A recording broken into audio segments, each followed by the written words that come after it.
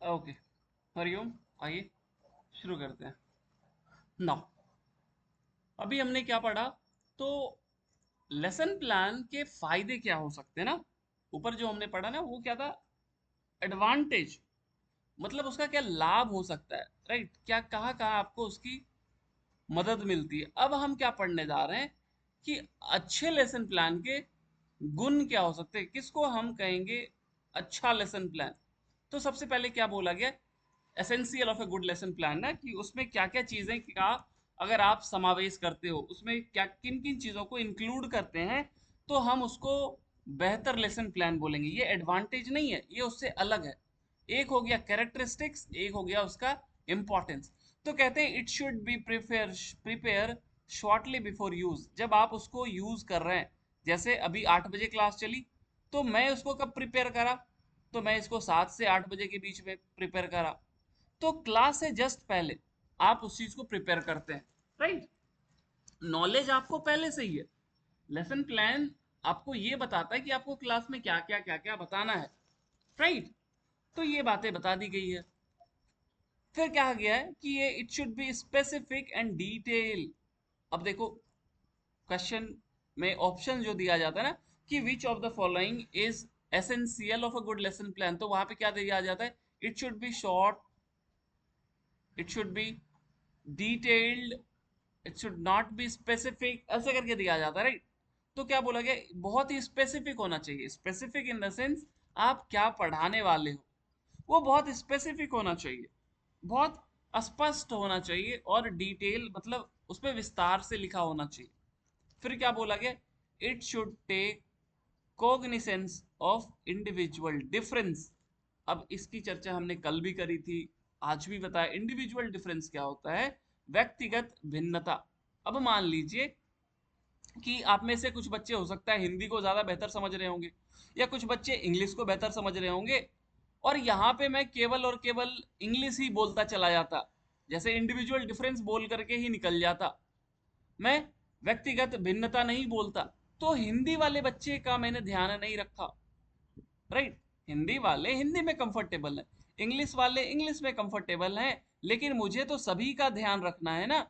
तो इसके अंदर क्या हिंदी अच्छी है, इसके अंदर क्या इंग्लिश अच्छी है, तो ये इंडिविजुअल व्यक्तिगत भिन्नता है। तो जब मैं अपने टीचिंग्स में इसका ध्यान रखता हूं, तो वो जब मैं अपने लेसन प्लान में इस बात का भी ध्यान रखता हूं, तो उसको हम कहते हैं इंडिविजुअल डिफरेंस का आप क्या कर रहे हो, कोग्निसेंस, मतलब उस पर भी ध्यान रख करके आप जो लेसन प्लान बना रहे हो, इंडिविजुअल भिन्नता, व्यक्तिगत भिन्नता का भी ध्यान रख करके बना रहे हो। एक्चुअली लेसन प्लान में अगर हम बात करें ना, इसमें हम क्लास में कौन सा एग्जाम्पल्स देने वाले हैं, राइट? जैसे कि कल मैं आपको लेट्स से टीचिंग मेथड बता रहा था, तो टीचिंग मेथड में मैं कौन सा एग्जाम्पल दे रहा हूं, ये मैं अपने लेसन प्लान में लिख करके लाऊंगा, ताकि पढ़ाने के दौरान आपको वो एंजाइटी नहीं हो जाए कि कहीं मैं ऐसा एग्जाम्पल दिया वो गलत हो गया। होता है कभी कभी कि आप ऐसा एग्जाम्पल दिए, फिर बोले नहीं नहीं ये गलत एग्जाम्पल दे दिया, ये नहीं होगा। तो अगर आप अपने लेसन प्लान को बेहतर प्रिपेयर करके जाते, तो आपको वो कौन सा एग्जाम्पल दे रहे हो वो पता होता। सिमिलरली आप क्लास में कौन सा प्रॉब्लम सॉल्व करने दे रहे हो, वो भी आपके लेसन प्लान में रहता है। तो अब मान लो कोई बहुत इंटेलिजेंट बच्चा है और कोई बहुत पुअर बच्चा है, तो पुअर बच्चे को पुअर जैसा क्वेश्चन दोगे, इजी क्वेश्चन दोगे, इसको टफ क्वेश्चन दोगे।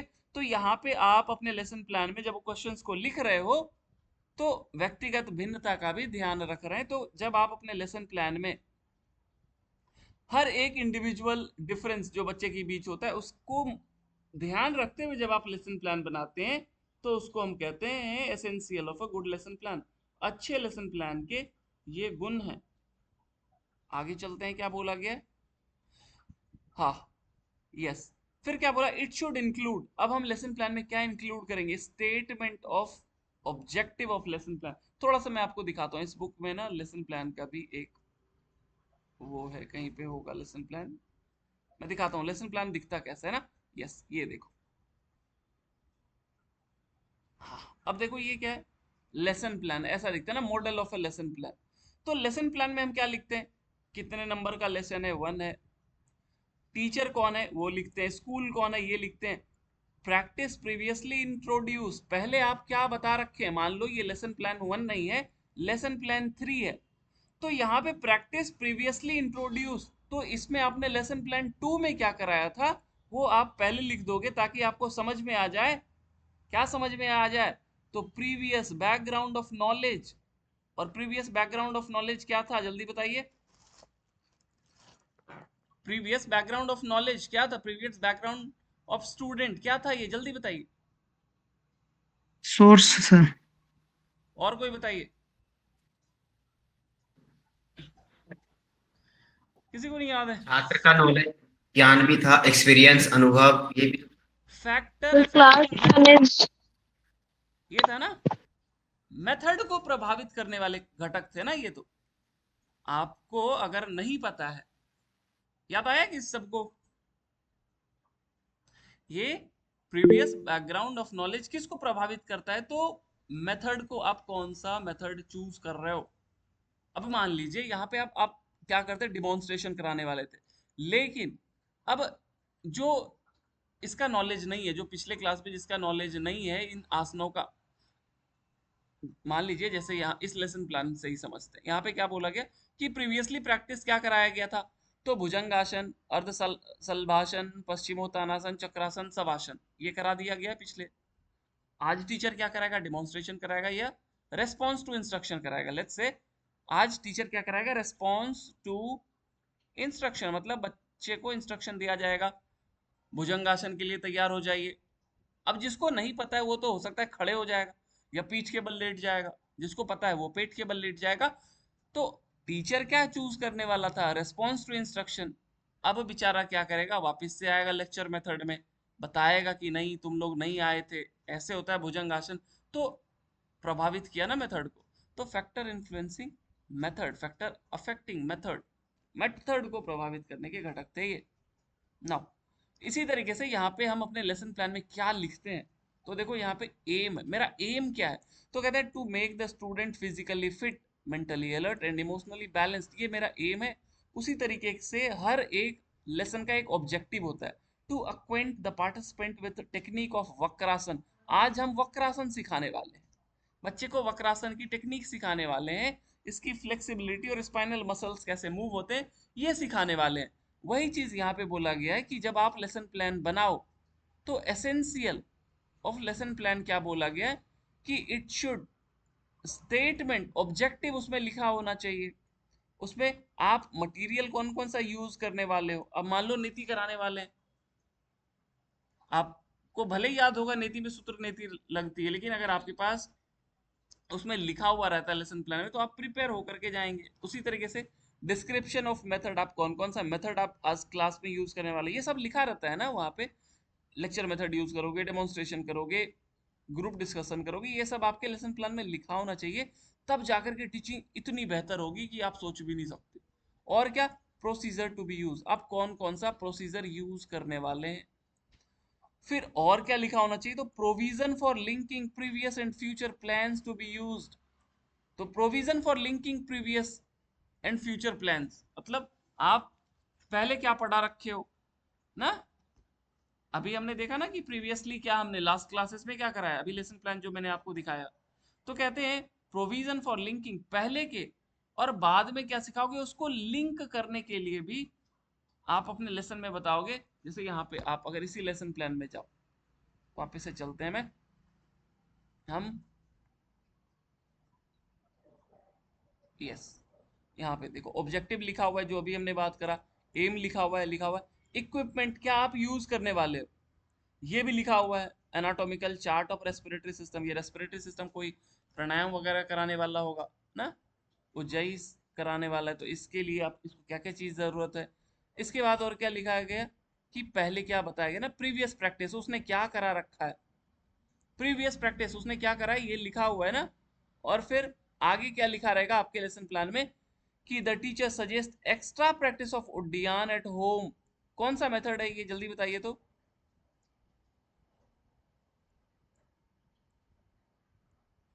Directed project work, extra practice, practice. Directed practice method ना।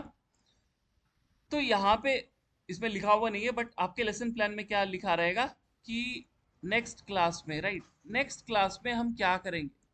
फ्यूचर प्लान को भी प्रीवियस प्लान से लिंक करता है कौन, लेसन प्लान।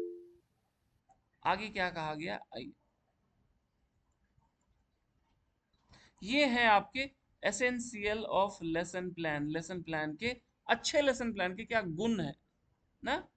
ओके, लास्टली क्या बोला गया है, provision for comment by teacher after the lesson ना, कि जब टीचर क्या कर ले, क्लास ले ले, तो क्लास खत्म होने के बाद क्या करेगा, टीचर अपना टिप्पणी देगा ना, टीचर कमेंट देगा, मतलब कि ये बच्चा क्या इसने अच्छा नहीं किया, ये और अच्छा हो सकता था, ये क्लास के अंत में होगा ना। Provision for comment by teacher after the lesson, कि पाठ के अंत में अध्यापक द्वारा की गई टीका टिप्पणी देने का प्रावधान, ये भी लिखा रहता है आपके लेसन प्लान में। नाउ ये हो गए लेसन, अच्छे लेसन प्लान के गुण। इसके पहले हमने देखे अच्छे लेसन प्लान के फायदे, एडवांटेज क्या है। एक और चीज, हम 31st से जो मैराथन सेशन करने वाले हैं, इसके लिए कोई चार्जेस नहीं है, लेकिन आप गूगल फॉर्म ज़रूर फिल कर देना। मैंने ग्रुप में डाल दिया था, उम्मीद है आपको मिल भी गया होगा। गूगल फॉर्म मैंडेटरी है सभी लोगों के लिए, चाहे आप क्रैश कोर्स परचेज करें हो, चाहे आप फाउंडेशन, गूगल फॉर्म फिलअप करेंगे तभी आपको वो लिंक भी मिलेगी, राइट। तो गूगल फॉर्म फिल करना मैंडेटरी है, ध्यान रखिएगा, इंपॉर्टेंट है, बट उसके लिए कोई चार्जेस नहीं है, इसके लिए आप निश्चिंत रहिए। टाइम टेबल आई होप आप लोगों को मिल गया होगा। आगे बात करते हैं, अब देखो क्लास ना, अभी हमने क्या देखा, लेसन प्लान देख लिया, अब हम देखेंगे कि क्लास कैसे अरेंज करने हैं, राइट। तो कहते हैं सबसे पहले आप क्या करो ना, कि हियर आप सब guidelines for conducting yoga classes successfully, यहां से क्वेश्चन कैसे आते हैं, आपको दे दिया जाता है, लाइक जैसे यहाँ पे देख रहे हो, setting the atmosphere, demonstration, introduction to practice, उसी तरीके से एनालाइजिंग द प्रैक्टिस। कहा जाता है कि इन गाइडलाइंस को आप सीक्वेंस में अरेंज करो, तो आपको पता होना चाहिए कि क्या क्या बातें यहाँ पे की गई है। तो सबसे पहले क्या बोला गया है, सेटिंग अप द एटमोसफेयर। आप क्या करोगे, वहां का एटमोसफेयर चेक करोगे। एटमोसफेयर मतलब क्या होगा, कि वहां पे पर्याप्त बैठने की जगह है कि नहीं है, वहां पे प्रॉपर वेंटिलेशन है कि नहीं है, वहां पे मेरी आवाजें लास्ट तक जा रही है कि नहीं जा रही है, ये सब आता है सेटिंग अप द एटमोसफेयर। अब देखो, यहाँ पे एक बहुत इंपॉर्टेंट बात है, इनिशियली क्वेश्चन 4-5 साल पहले बहुत आता था, अब नहीं आ रहा है। कहते हैं कि जो आपकी कक्षा हो, it may start with a short prayer. आपकी जो कक्षा शुरू हो वह एक प्रार्थना से शुरू हो, ये बातें इस पुस्तक में बताई गई है, राइट। शॉर्ट प्रेयर, कहीं कहीं ये शांति पाठ से भी हम लोग योग कक्षा का संचालन करते हैं, लेकिन इस बुक के अनुसार आप हमेशा प्रेयर लगाइएगा, ये इंपॉर्टेंट बात है। आगे क्या बोला गया, as far as possible some meditative posture में be recommended for this purpose, the student are asked to take their seat in suitable formation ना, फॉर्मेशन का भी ध्यान रखेंगे कि कितने बच्चे हैं, कैसा फॉर्मेशन में बैठेगा। द क्वाइट सेटिंग और prayerful mood create suitable internal environment in the student conducting the yoga lesson. Actually ये ठीक तरीके से लिखा नहीं है, सेटिंग ऑफ एटमोसफेयर में क्या क्या चीजें आती है, जो मैंने आपको बताया ना उसका ही आप ध्यान रखिएगा, राइट। कि उसमें आप देखते हो, चेक करते हो, माइक अगर लगा हुआ है तो माइक प्रॉपर काम कर रही है नहीं कर रही है, प्रॉपर जगह है नहीं है, प्रॉपर नंबर्स ऑफ मैट है कि नहीं है, कहीं ऐसा तो नहीं है मैट कम पड़ रहा है, ये सब आता है सेटिंग अप एटमोसफेयर ना, कि वातावरण का निर्माण, ये सब चीज उसी में आती है। फिर बोला गया इंट्रोडक्शन टू प्रैक्टिस। अब आप क्या करोगे, जब सब कुछ चेक कर लिए, माइक टेस्टिंग हो गई, सब लोग बैठ गए, प्रेयर हो गया, सेकंड क्या करोगे, इंट्रोडक्शन टू प्रैक्टिस, यौगिक अभ्यास को आप प्रारंभ करेंगे, या प्रारंभ नहीं, उसका परिचय देंगे, राइट। इसमें क्या करोगे आप, द फर्स्ट पार्ट में be devoted to verbal instructions. मान लो आप जैसे सूर्य नमस्कार कराने वाले हो, तो सूर्य नमस्कार के बारे में आप उसका इंट्रोडक्शन देंगे, कैसे दोगे, तो इसमें 12 पोस्चर होंगे, इसको हम 2 पार्ट में करते हैं, इसमें टोटल 7 आसन होते हैं, बाकी वाला रिपीटेड होता है। तो ये सब क्या होता है, इंट्रोडक्शन होता है। इंट्रोडक्शन देते हैं after setting up the atmosphere. कहते हैं the main part of the lesson start with the introduction of yoga practice. The introductory part में be divided into two section. दो सेक्शन में हम डिवाइड करेंगे। पहला आप पार्ट में क्या करोगे, आप basic introduction background of practice containing as much as information about the practice as possible. तो पहले पार्ट में आप क्या करते हो, उस प्रैक्टिस का इंट्रोडक्शन दे देते हैं। और फिर सेकंड पार्ट में आप क्या करते हैं, तो कहते हैं दिस पार्ट ना, this part specially intended to create interest and motivation among the student. बच्चे के अंदर अगर मोटिवेशन रहेगा तभी वह आपके इस प्रैक्टिस के जो इंट्रोडक्शन है उसको सुनेगा। अगर वो मोटिवेटेड नहीं है, अगर वो इंटरेस्टेड नहीं है, तो वो सुनेगा ही नहीं। और जब आप उसको इंट्रोड्यूस कर दो, प्रैक्टिस का इंट्रोडक्शन दे दो, and then what you have to do, you have to demonstrate. कैसे करते हैं सूर्य नमस्कार, तो आप करके उसको दिखाओगे। Second part devoted to ideal demonstration. तो पहले आपने क्या करा, सेटिंग अप एटमोस्फेयर। सेकंड क्या करा, introduction to practice. And third demonstration practice. अब यहाँ पे अलग अलग ऑडियो वीडियो एड भी यूज कर सकते हैं अगर आपको कुछ दिखाना है, पिक्चर वगैरह, तो ये सब इसमें यूज होता है। बट डिमॉन्स्ट्रेशन प्रैक्टिस आप समझ गए होंगे किसको कहते हैं। अब डिमॉन्स्ट्रेशन हो गया, फिर क्या करोगे, एनालाइजिंग द प्रैक्टिस। अब ये क्या हो गया, एनालाइजिंग द प्रैक्टिस मतलब अभ्यास का फिर आप क्या करोगे, विश्लेषण करोगे। मतलब समझो ध्यान से, जब आप डिमॉन्स्ट्रेट कर रहे थे तो उस दौरान कोई व्यक्ति नहीं कर रहा था, वो आपको देख रहा था। और देखने के बाद फिर आप क्या करोगे, उस प्रैक्टिस के बारे में बताओगे कि यह व्यक्ति, सॉरी, यह प्रैक्टिस जिनको साइटिका है उनको नहीं करना है, जिनको बैक पेन है उनको नहीं करना है, ये प्रैक्टिस इनके लिए इफेक्टिव होगी। This is called analysing the practice.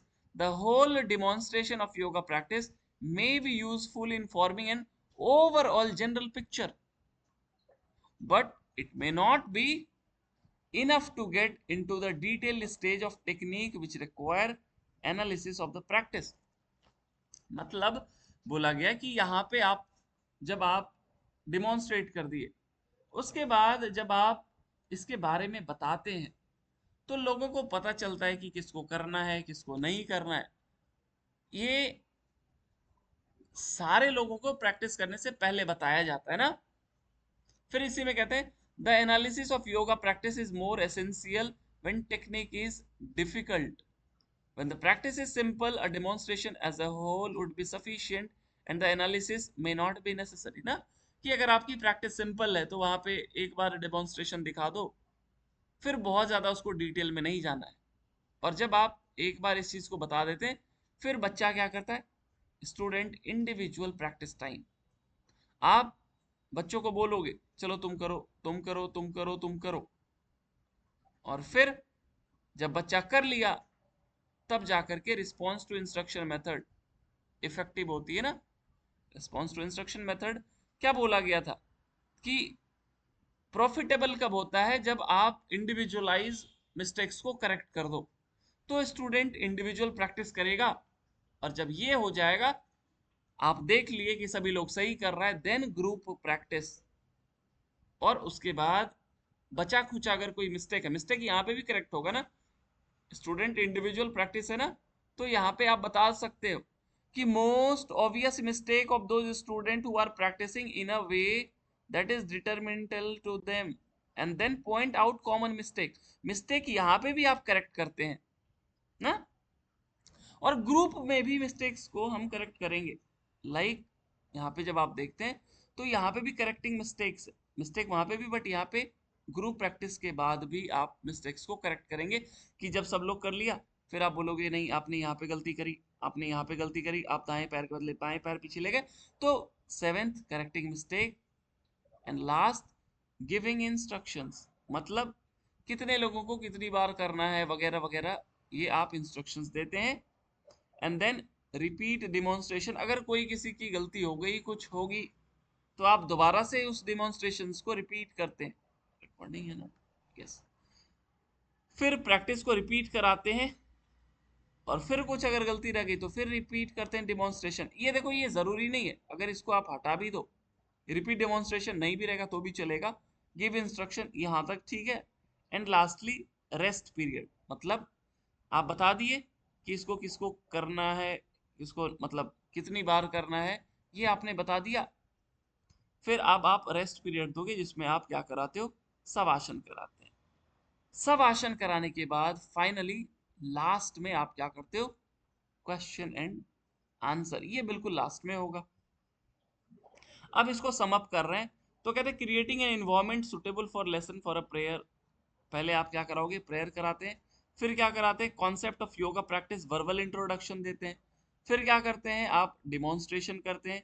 फिर analysing the whole performance, suitable parts और स्टेजेस, ये करते हैं जो अभी हमने ऊपर पढ़ा ना, उसी को हम जस्ट कर रहे हैं। फिर इंडिविजुअल टाइम देते हैं। फिर ग्रुप प्रैक्टिस देते हैं। फिर मिस्टेक करेक्ट करते हैं। यहाँ तक आपको कोई कंफ्यूजन नहीं होना चाहिए। और देखो, सीक्वेंस वाले में मैं बार बार कहता हूँ कि अगर आपको 2-3 सीक्वेंस याद है तो आपकी गलती उसमें कभी नहीं होगी। लेकिन अगर आपको सीक्वेंस में 2-3 भी में भी कंफ्यूजन है कि पहले इंडिविजुअल प्रैक्टिस होगी कि पहले ग्रुप प्रैक्टिस होगी, पहले मिस्टेक करेक्ट करेंगे या पहले डिमॉन्स्ट्रेशन करेंगे, अब देखो यही दे दिया, demonstration, correction, individual practice, group practice और सेटिंग अप एटमोसफेयर। तो आपको पता है सेटिंग अप एटमोसफेयर पहले होगा, लेकिन अगर इसमें कंफ्यूजन है तो पूरा सीक्वेंस गड़बड़ हो जाएगी। इसलिए आप ध्यान रखना कि इसमें कोई गड़बड़ नहीं होनी चाहिए। और फिर दोबारा से ये डिमॉन्स्ट्रेशन इंस्ट्रक्शन वो आती है, बट वो ठीक है, उसके लिए कोई दिक्कत वाली बात नहीं है। लेकिन लास्ट में रिलैक्सेशन होगा, ये ध्यान रखिएगा। Relaxation always at the end of the session. Okay.